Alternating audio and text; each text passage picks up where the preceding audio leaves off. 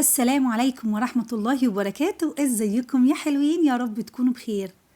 شايفين الأجواء الجميلة، أجواء الرعد والبرق والمطر، أجواء اللي كلها خير. فالنهاردة بمناسبة الأجواء الجميلة دي هنعمل مع بعض أكلة هتدفينا، وهي محشي الكرنب. إن شاء الله هنعمله بطريقة سهلة وبسيطة جدا، وكمان الحلقة فيها أفكار جديدة، زي مثلا ازاي نلف المحشي، ازاي نسلقه من غير ما نملأ البوتاجاز مية ونبهدل الدنيا كلها مية. ازاي كمان نقطعه تقطيعة برضو جديدة ان شاء الله هتسهل عليكي عمل محشي الكرنب. فطبعا انا برحب كل حبايبي من كل الدول العربية عشان بس ما انساش حد، وكمان خاصة انا برحب باختنا ام اشرف من العراق. بقولك والله مصر كلها تنور بيكي وبحضورك، يعني ان شاء الله تيجي بالسلامة مصر وتشرفينا وتنورينا، ومصر كلها طبعا بتتشرف بحضرتك. تاني حاجة، قبل ما نبدأ الفيديو بتاعنا هنصلي على الرسول صلى الله عليه وسلم. اللهم صل وسلم وبارك عليك يا سيدي يا رسول الله. زي ما انتم شايفين المحشي ما شاء الله طالع تحفة جدا، مفيش رز طالع من بره. الطريقة سهلة وبسيطة، ويلا بينا نبدأ ونشوف هنبدأ بإيه. أول حاجة هنعمل الخلطة بتاعة الكرنب، ونزلنا طبعا ب3-4 ملاعق كده من السمنة البلدي الحلوة الجميلة اللي بتدي طعم رائع لأي أكل. والبصل، كمية البصل طبعا اللي احنا عاوزينها او على قد الكمية اللي احنا هنعملها، تمام. ورشة الملح عشان بتساعد في تحمير البصل. وبعد كده هننزل بالصلصة بتاعتنا اللي احنا عاملينها في البيت. طبعا الصلصة بتاعتي انا تقيلة شوية، فايه هزود نص كوباية من المية.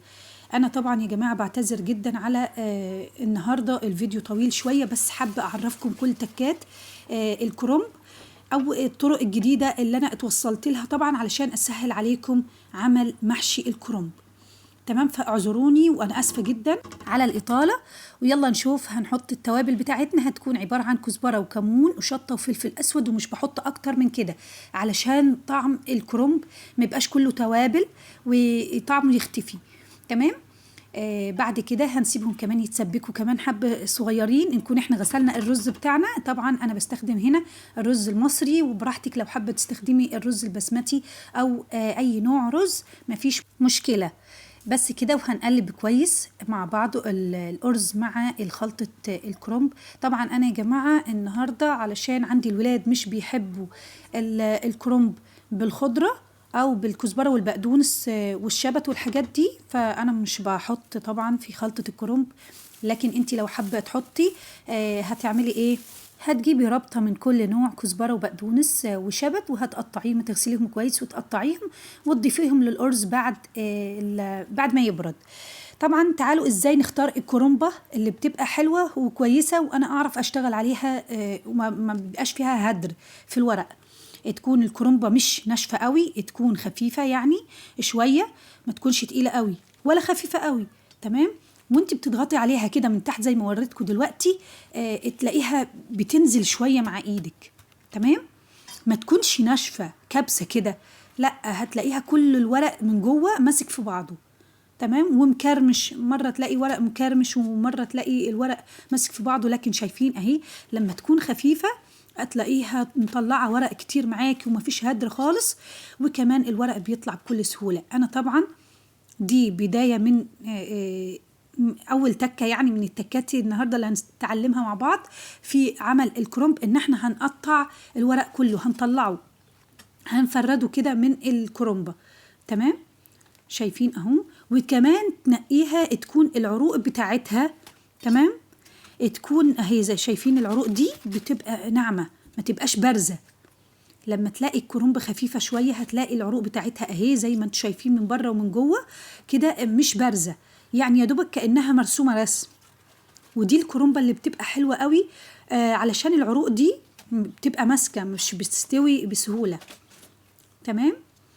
بس كده شايفين اهو الورق بيطلع معايا بكل سهولة وعلى بعضه مفيش تقطيع مفيش كرمشة اهو. شايفين انا بفرد الكرنبة كلها ورقة ورقة، تمام اهو.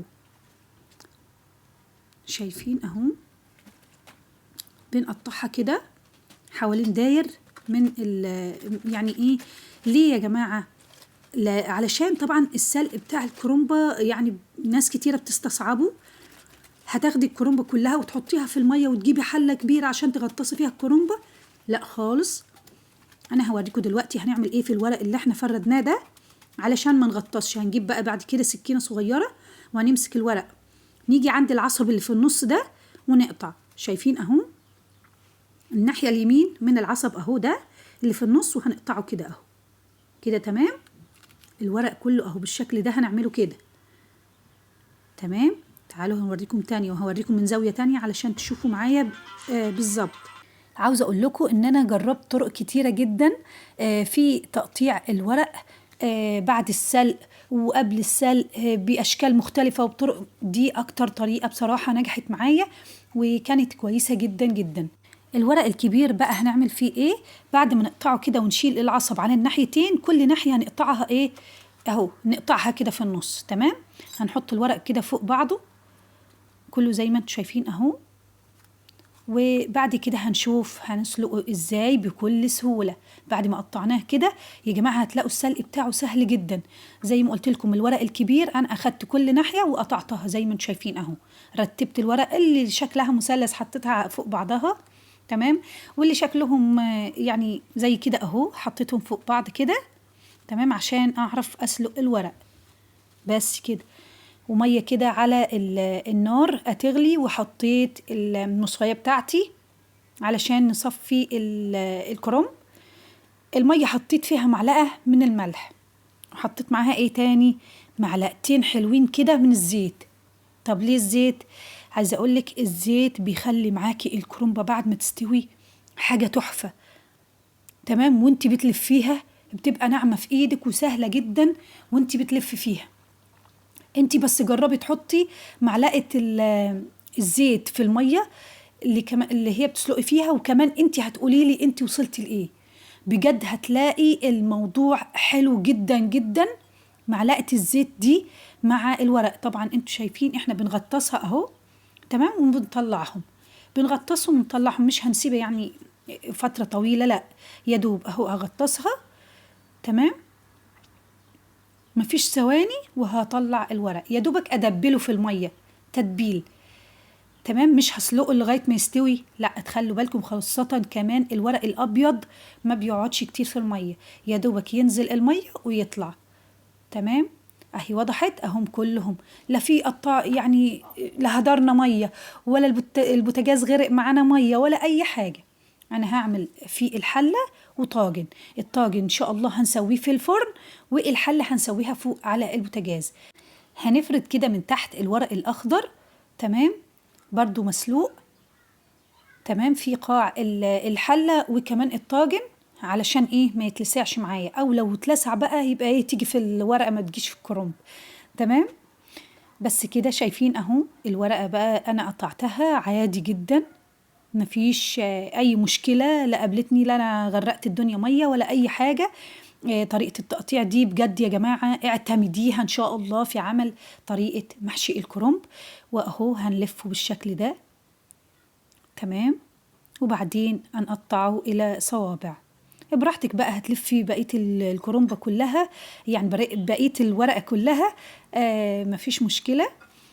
يعني لو عاوزة كرنب اكتر او انك هتخليها خفيفة عادي. بس اهو هنحط كده في الطاجن. احنا الصغيرة طبعا اي حاجة يعني بتزيد مننا مش هنرميها، مفيش حاجة ان شاء الله، ومفيش هدر في الطريقة دي تماما. وجربوها وقولوا لي ايه رأيكم في الكومنتات.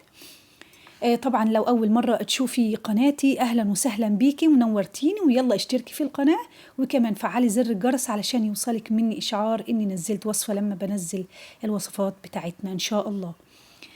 كمان يا ريت تدعموني باللايك.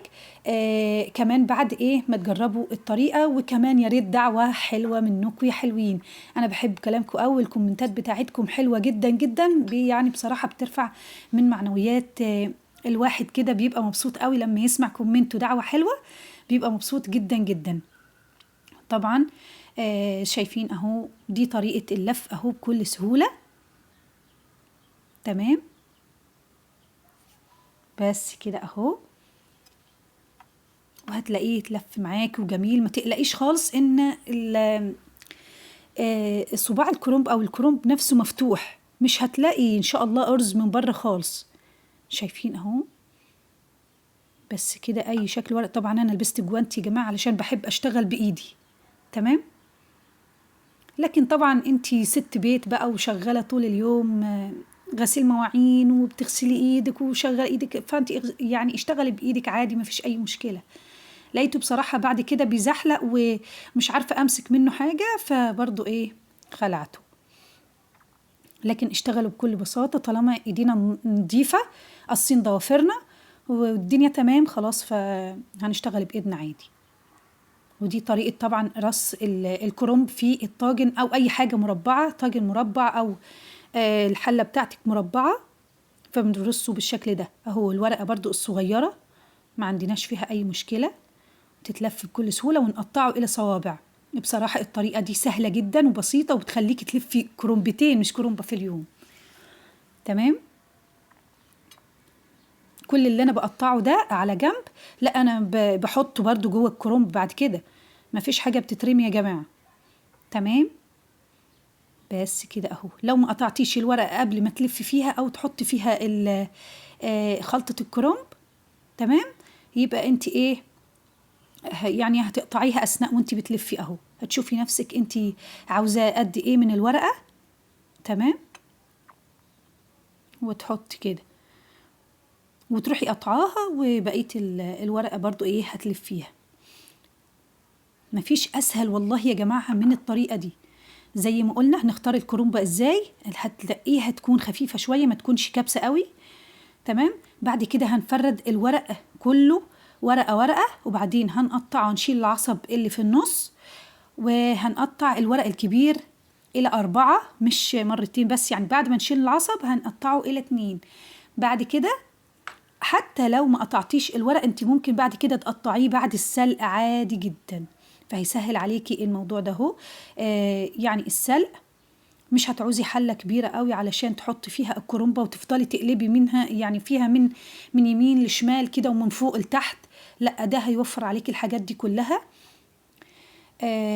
بس كده. وان شاء الله اللي ما جربش يا جماعه تسويه الكرنب في الفرن بجد يجربه، لانه بجد حاجه كده تحفه، الطعم مختلف تماما تماما عن التسويه على النار من فوق. بجد جربوه ان شاء الله هيعجبكم، لاني برضو في ناس كتيره جدا ما جربتش تسوي الكرنب في الطاجن في الفرن. براحتك، عاوزه طبعا طاجن فايركس او الومنيوم، تيفال، اي حاجه عندك سويه يعني مش مشكلتنا الطاجن. تمام. وان شاء الله برضو هعمل لكم طريقه تانية هنسويه في الطواجن الفخار، وهقول لكم على انواع طواجن الفخار الصحيه والغير صحيه كمان ان شاء الله. بس كده اهو زي ما شايفين احنا رصيناها اهو. نيجي بقى من فوق او الراق التاني يكون العكس الراق اللي من تحت. بس كده اهو لفينا، شايفين الجمال الطاجن كله، وهنبدأ في الحلة. زي ما انتم شايفين دي الورق اللي كان مثلثات اللي انا سلقته. تمام. قطعت الحتة اللي من فوق زي ما قلت لكم، انا بحطه في قاع الحلة من جوه او وسط الكرنب او من فوق، بيستوي بيبقى طعمه جميل جدا جدا. الكرنب يا جماعة ما حدش بيرمي منه حاجة. تمام. بس كده اهو. الطريقة سهلة وبسيطة وجميلة ان شاء الله هتخليكي تعملي الكرنب بكل سهولة وبأسرع طريقة كمان. اهو انا اهو عملت الاتنين الورقتين اهو، شايفين بجد تحفة تحفة قوي.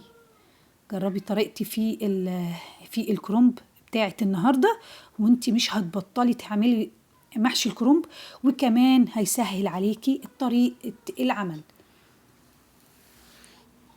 بس كده وهنرص على طول. عفوا. مفيش اسهل من كده. يا رب تكون كل حاجة واضحة، وقلت لكم والله أنا أسفة جدا على الإطالة، بس علشان أوضح يعني كويس الطريقة. بس كده وهنرصهم. طبعا طريقة الرص برضو براحتك خالص، يعني أنا دي ده اخر في الرص. تمام، زي ما انتم شايفين اهو الطاجن ده شكله النهائي اهو قبل التسوية. لسه هقولك فيه تكات تانية. وكمان ادي الكرنب في الحلة هنحطها على النار. طبعا عايزة اقول لكم قبل ما بحطها على النار او احط الشوربة انا حطيت معلقتين زيت، رشيتهم كده وخليتهم ينزلوا اهو، شايفين معلقتين من الزيت.